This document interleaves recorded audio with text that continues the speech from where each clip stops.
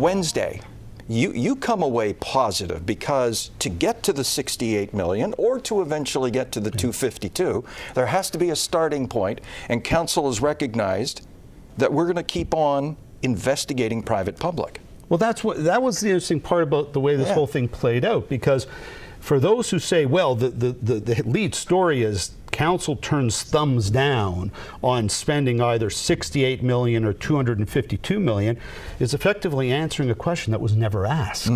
I never asked him. I don't expect him. In fact, I don't even want him to do that, because it doesn't make sense for the public sector on its own, without private partners, without a comprehensive development plan, without a strategic critical path blueprint going forward that addresses a number of factors.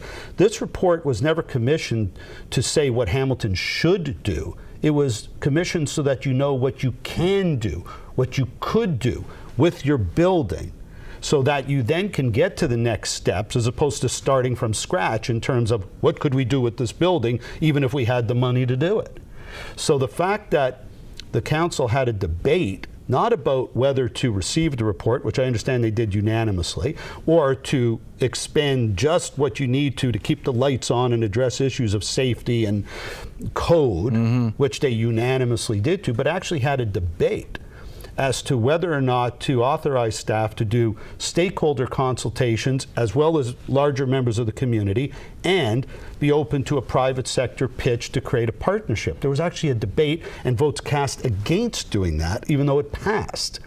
I think that's what the real story coming out of Wednesday is, and the fact that they passed it, and now we'll see where that goes. And that just, it says there's a light in the tunnel.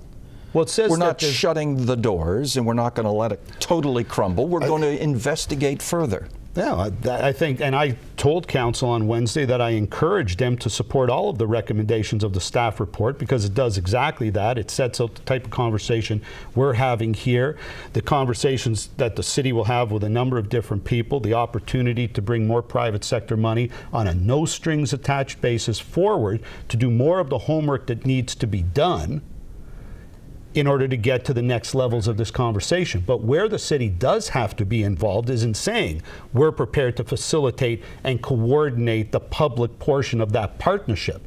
The city position, it won't work if the city position were to be, oh no, we're just, if someone wants to come with us with something we've never even talked about or thought about, maybe we'll look at it, but other than that, we're doing nothing else. That sends a message that we're not open for business, but the council sent a message that they are. I'm going to give you 30 seconds. What are next steps?